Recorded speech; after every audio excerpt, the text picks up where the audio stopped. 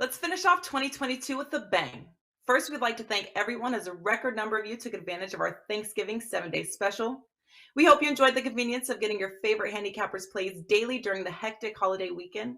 And we also know that December can be a frenzied month with the holidays and all the sports in play. In the spirit of the season and due to the success of the Thanksgiving special, we are now offering a rest of the calendar year special to get every NFL, college bowl game, NBA, NHL, or any other sport your favorite handicapper releases through December 31st for only $1.99. The early bird really does catch the worm for this special as it starts the day you sign up. No coupon is needed and you pay only $1.99 today or pay $1.99 in a few days. The choice is simple. Let's have a great ending to 2022.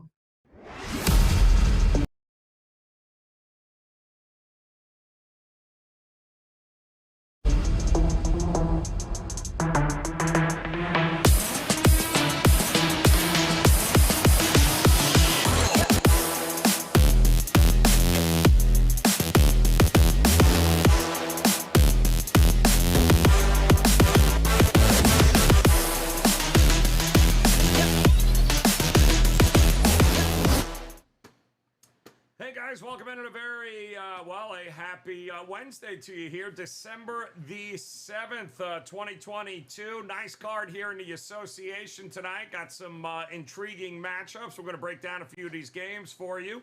And we're going to see if we can't come up with a couple of best bets and make it a profitable Wednesday. And we're going to do it, of course, with three of the finest gentlemen and handicappers at WagerTalk.com.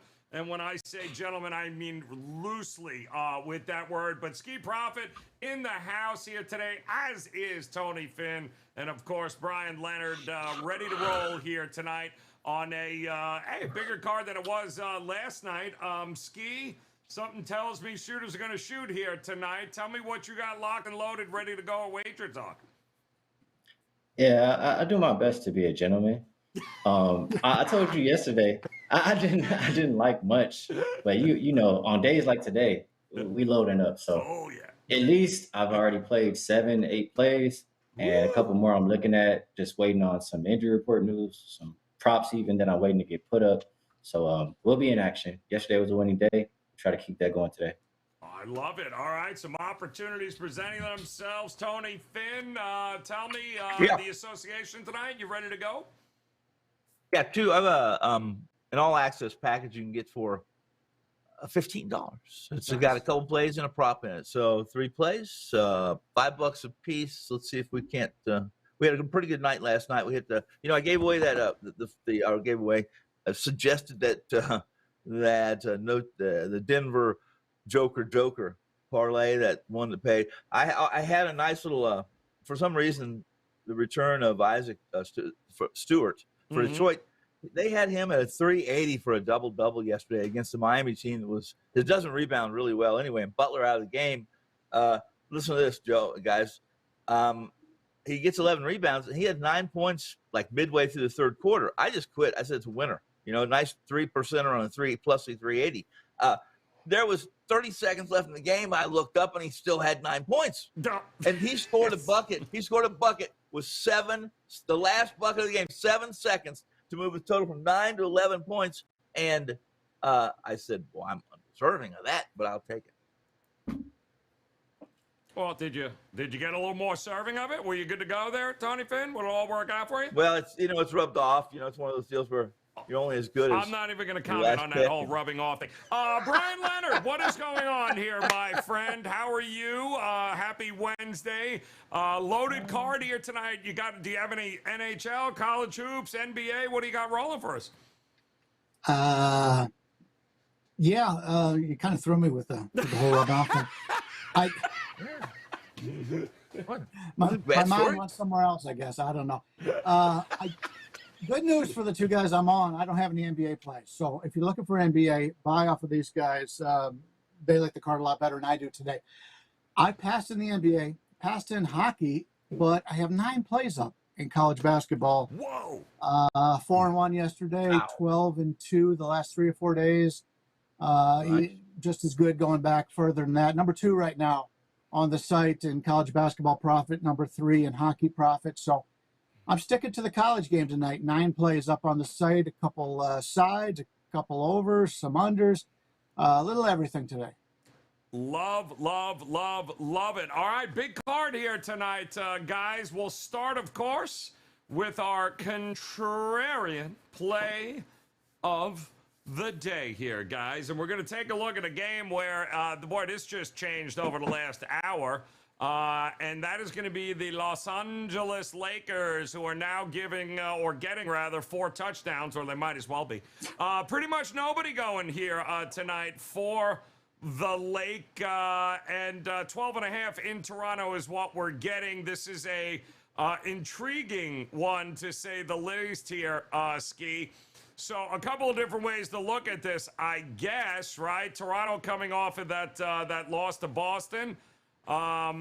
We have pretty much, I think, Otto Porter's still out, but other than that, Toronto pretty healthy here.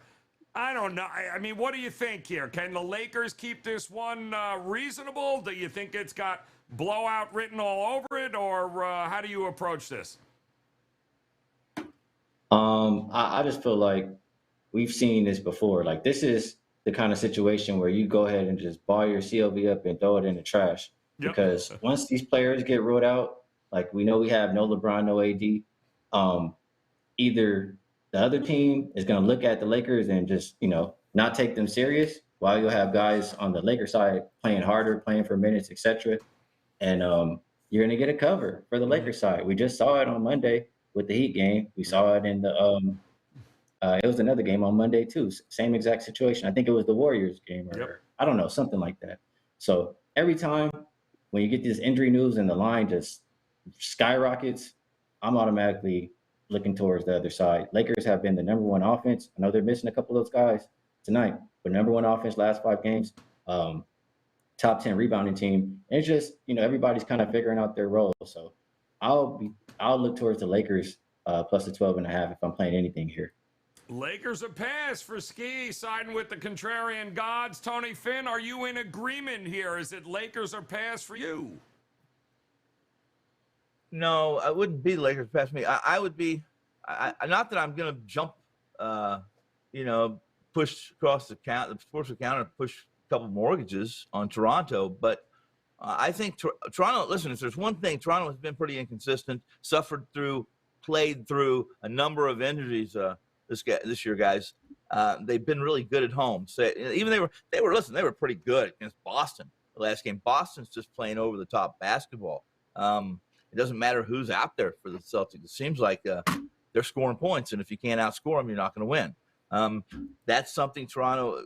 That was a poor matchup for Toronto. In truth, I mean, Boston does a pretty good job against transition, and that's what Toronto. They're looking for transition off live rebounds, off steals, even out of made baskets from their opponent. I would be under the total here. We talked a little bit about this, but I'm not certain without doing the metrics. Metrically, without LeBron and without Davis on the floor, Lakers aren't. You can't be really super hopeful or optimistic they're going to put up 110 points. So in that case, I'd be looking towards the under, guys. All right. Interesting. What do you think here, Brian Leonard? I mean, it was 7 with the idea of maybe LeBron going, right? Then it ballooned up to 12.5. We've seen this overreaction a million times. Ski is right. Is it Lakers or pass for you in this one?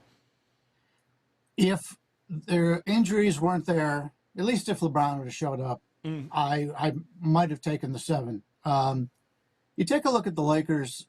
They're shooting at the rim 40.5%, 40.5% of the time. Wow. They finish at the rim. That's number 1 in the NBA. And that's also Davis and LeBron. That's what they do. They get to the rim. You take a look at the shooting accuracy against the rim. Toronto defense allows basically 70% shooting at the rim, 27th in the league. That would have been a great setup for the Lakers. It would have been a good play on the Lakers. Now you really don't know what's going to go on there. You hit it right on the head there. With usually, if you find a situation like this, the backups get a chance to play and they play harder.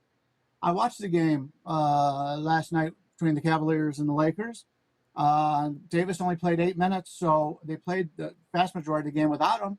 And I was pretty impressed by a lot of these Lakers youngsters. They were shooting from the outside. They were going to the basket. So if I had to play this, I would take the 12.5 here with the Lakers. I don't think the transition is going to be there. If you take a look at transition on the season, the Toronto defense is number 5 in points per possession defense, number 2 in points per play. So they don't let teams run on them. So this is going to be an interesting game to watch to figure out what's going on. And we may be able to find something in this game early on that we can use for either live betting or a second half bet. But very interesting handicap here without the 2 big players for the Lakers. Yeah, it is, and that's why it's the contrarian play of the day here, guys. We've seen it before, market overreaction. We'll see if it hits again here tonight. Lakers getting 12.5 against the Toronto Raptors. All right, let's talk about a featured matchup here, and this is marquee, is it not? As we head out west and watch the hottest team in the association, the Boston Celtics, take on them Phoenix Suns, who I believe Chris Paul back in the lineup here tonight. Pretty much a pick 'em, maybe -1 with the Phoenix Suns in some spots. 230 and a half is what we are looking at here for a total ski. So what do you think, man? It's one thing to win at the Boston Garden, right? But you got to go to Phoenix now, and they get their leader back. What do you think of this matchup here tonight? Well, first off, it's really tough to go against the Celtics, just because, I feel like they've been playing the best basketball in the NBA. But I do think after looking at it a little bit further, there's a game coming up that they may care a little bit more about.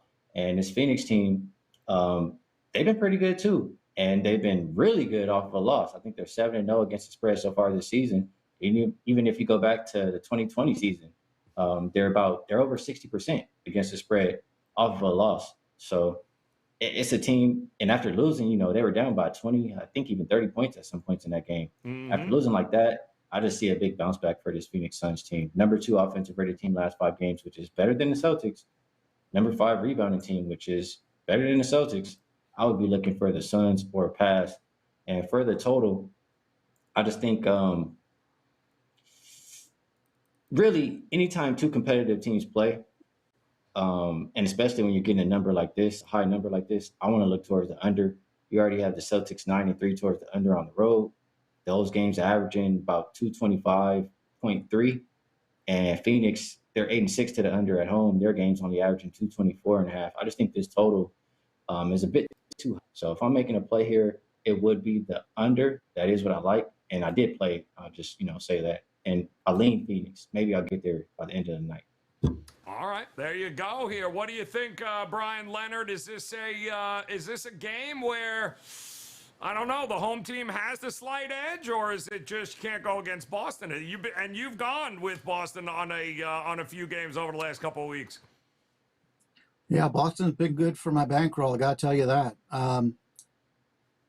3rd game in 4 days for Boston.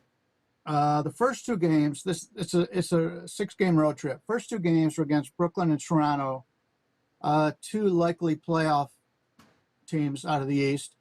Now they're playing Phoenix, and Ski talked about it. Golden State's on deck. Golden State's the team that beat Boston, played them in the championship there last year. And then they got the Clippers and the Lakers after that. So this could be the least important game on this 6-game road trip, if you're looking at it that way for Boston, because the Eastern Conference games mean more. Obviously, Golden State means a lot. And then when you're playing the Clippers and the Lakers on the road, those are always big to play in LA. So that's the situation with that. And but Phoenix is a very good team as well. Coming off that really embarrassing loss to Dallas. I believe I was on the show last time. I think I used Phoenix first half in that game. I think they were down by 30 at the first half. So even with a teaser, I couldn't get that victory for everybody out there. But, yeah, they lose that game by 19 points. Now they come back tonight. They play against New Orleans on the road the next 2 games, but they do have a day off before that. So I'm kind of with Phoenix a little bit here, only because of the game. I think the game means more here for Phoenix, especially off that embarrassing loss to Dallas. They know how well Boston's been playing this year. So I would Phoenix at home in a pick'em game. I think I'd take Phoenix here. All right, looking towards Phoenix, the home team here, Tony Finn. Are you in agreement, or are you just not getting in front of the Celtics here? This matchup happens to be the best bet part of the segment tonight. So I will wait to give you guys all the intel. But yeah, I'll explain to you why I think this is a pretty difficult spot for the Celtics personally. So yeah, perfect. All right, good stuff there, guys. We will moving on to a total, and in our overtime section here, that's where we'll focus. And how many are we giving up here tonight? Let's see what we got. The OKC Thunder and the Memphis Grizz. 230. Wow, so amazingly pretty steady. I thought this might have gone up a few clicks here. 232 and a half. Been steady throughout the day on this one. So as we're looking at, I don't see anything crazy as far as the injury report goes.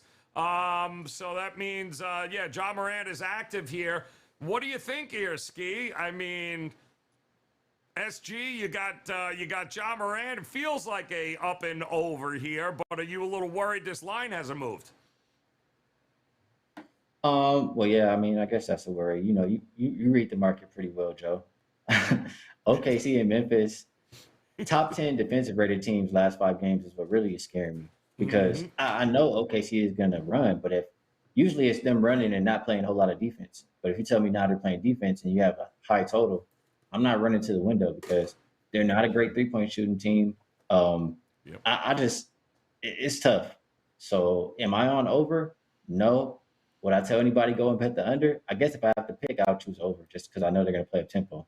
But I won't be on this. I'll give you something I think you can make money with, and that is Ja Morant. You bet him over his 14 and a half rebounds plus assists. It's hit 7 of the last 9 games. He averages 15 on the year at home. Oh, my bad, 7 of the last 9 games at home, and he averages 15. So all he has to do is get to his average. OKC is a bottom 10 rebounding team on the season and bottom 10 last 5 games. Last time he played OKC this season, I think he had 17 or 18 rebounds plus assists. So that's the best bet in this game for me. Love it. If it ain't broke, don't fix it. That's for sure. Tony Finn, always worrisome when you see, 70% of the tickets on and over, and yet this line ain't moving. So what do you think here in this matchup? Is it still an over or not for you, or are you looking at the under here? Well, I would have to be over. I mean, yes, over. OKC is pretty efficient in transition, and there's a few concerns I have with the over. One of the main concern is that Gil Alexander really is. This is a guy that gets to the free throw line a lot. He takes the rock to the hole, and Memphis does a pretty good job of protecting the rim. They love scoring at the rim, and they do a decent job of protecting the rim. But that's maybe even more so. And I think OKC is a good team. I really think this is a good team. It's undervalued. They've made me some money, and I would be over here mostly because Dort's not playing. Dort's out. If anybody, he guards the best player on the other team, best scorer backcourt wise. And as Ski just said, probably a good situation for Miranda too. Not that these guys are great 3-point shooters, just like Ski said, but I'm over the total in this, or I'm not on the total. Well, interesting, Brian Leonard. The market, you would have thought for sure we'd have got at least a little bumped up and over, but stagnant here. What do you think that means? Is this an under spot, or is it just over or not for you as well? Yeah, I can't make much sense of the total, so I'll leave it to the other guys. I will say both teams come into this game winning 3 straight games, so they're both playing pretty well right now. Memphis is playing their 3rd game in 4 days here at home. Their last game was at home against Miami. But their next game after that, they're at home against Detroit, and they just left Detroit. They just played Detroit, 3 days ago. And they lost to Detroit on the road, scoring in a game that had 234 points. So I would think that would be some priority there, even though it's not a conference game. This is the first time they played Oklahoma City so far this season. To be totally honest with you, I can't come up with anything in this game, so I'm just going to pass it. I will say, and Ski, you know this too, right? Memphis been a fantastic first quarter play. I don't know what that number is, but they have been really, really going. And more or less, OKC, don't start off that great. It usually happens later in the game. So there might be a couple of ways to look at this here, but 232.5, not a lot of action in the marketplace here. So should be an interesting one. Getting ready for tip there. We do have a ton of dogs that are barking now, Robert, don't we? That's my dog. That's my dog. That's my dog. That's my dog. When anybody got to say anything, you let me know. That's my dog. All right, let's see which ones we got. Oh, look at that. Orlando is a dog. We talked about the Lakers. Atlanta in the Garden taking on the Knicks. How about Charlotte getting 10.5? Indiana is a dog tonight, as is the Sacramento Kings, the Detroit Pistons, the Washington Wiz, and the, look at that, Golden State Warriors are even a nice size dog here tonight. So a lot of different ways to look on it. Brian Leonard, if you were a dog, which one would you be here tonight? I'd be looking for a fire hydrant if I was a dog. I'm going to take a look. Speaking of teams you'd probably want to piss on, I'll take the Charlotte tonight plus the 10.5 here against Brooklyn on the simple reason that I don't trust this Brooklyn team right now laying points. Oof. They're a public team, even though they're not as good this year or haven't played as well. You're always taking a chance when you're laying points for Brooklyn. So give me Charlotte plus the big number, and I would expect them to keep under this number as an underdog. Ooh, I like. Yeah, no Simmons, I think. Ski, right? Did we see Simmons is out tonight? He was listed as he's gone. So. Yeah, that seems like a big number. Kind of like Charlotte there for a barking dog. How about you? Which one of these dogs would you look at? I think I like that price for Washington there. +5, +170. Chicago. Neither team has really been playing good basketball lately. But Chicago, we usually like to fade those teams coming back home off of a long road trip. And I think they played like 6, maybe even 7 games on the road there. And my numbers, last 5 game stats show me Washington's been the better offensive team, better rebounding team. And they're missing Bradley Beal tonight, but I don't think it's a problem. They've won 4 out of 5 without him so far this year, and they've covered all 5. So I'm not into laying points with Chicago, their current form. I would be taking Washington as my dog for the day. Ooh, I love it. Kyle Kuzma, my goodness, what a year he's having there. It's not like the Lakers could use his scoring. There you go, Tony Finn. What do you think here? If you were a dog, which dog would you be here tonight? I would probably, a terrier, close to rhymes kind of with warrior. I'll be on the Warriors plus the points here tonight. Utah's come back to earth a little bit. Listen, they played really well early on. Markinson is having a career year. He everything he throws up seems to go in. He's going to get his 30 points. Utah doesn't play a lot of defense. I expect Poole to have a big night. You can see a little Defensencio and Thompson and Kuminga and Looney, the young guys. If Utah doesn't shoot what they've been shooting from the three line, I see the Warriors staying. These young kids playing a bunch of minutes, 40 minutes, and staying in the game. Give me the State plus 7.5 rate. All right, says yep. Give me GS to get it done here as a dog tonight. And again, a lot of ways to look here, guys. Now it is time for some best bets.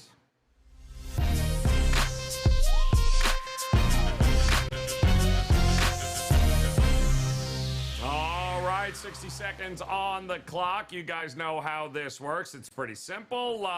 You can do whatever the hell you want with those 60 seconds. You can rip one another, rip anybody else. Just, I don't care. Just give us a best bet somewhere in there. And Ski, shooters are going to shoot. I know you got 60 seconds in you, man. So talk to me. Where are we going here tonight for a best bet?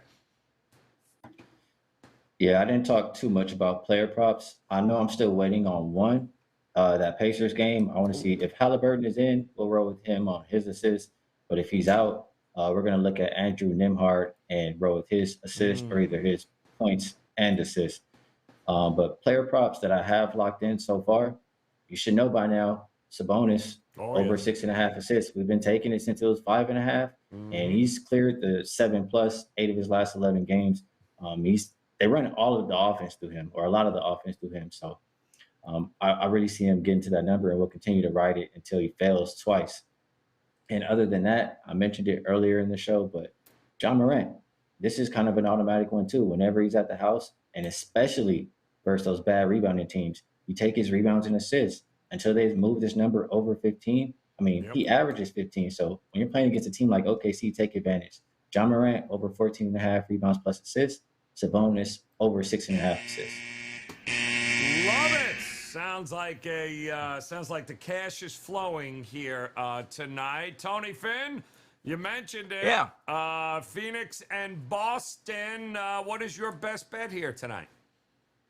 It's going to be on the Suns. I think this is a difficult spot for the Celtics. Looks like Chris Paul is going to be back, and Paul's a guy who's pretty disciplined. It's not like he's going to be limited a bunch of minutes wise. He's been in his cardio according to all the reports, and the Suns have, as mentioned in the show already, have still been playing pretty good even without him. 9-5 straight up, 8-4 against the number.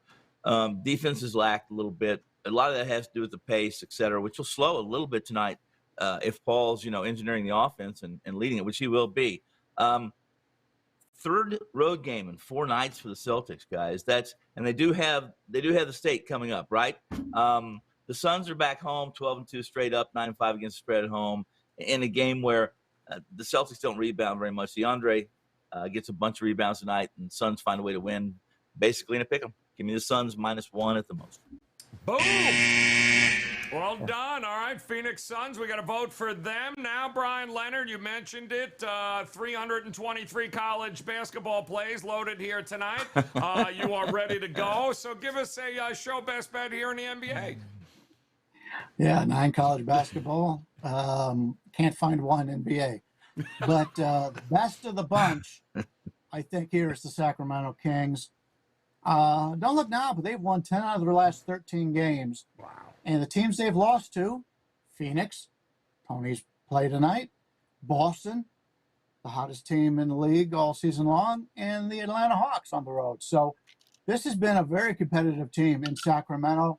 They've had the last 2 days off, and they get to play the Milwaukee Bucks. And if you're looking out of the Eastern Conference, the teams you want to beat are the Bostons, the Milwaukees, and the likes of that Philadelphia, if they're healthy. So I think it's a pretty big game for Sacramento here. If you take a look at Milwaukee, they're coming back from a road trip. They go to Charlotte, they win. They go to Orlando, they win. They come back home. But if you check their last 7 games at home, Milwaukee's actually lost 3 out of those 7 games straight up.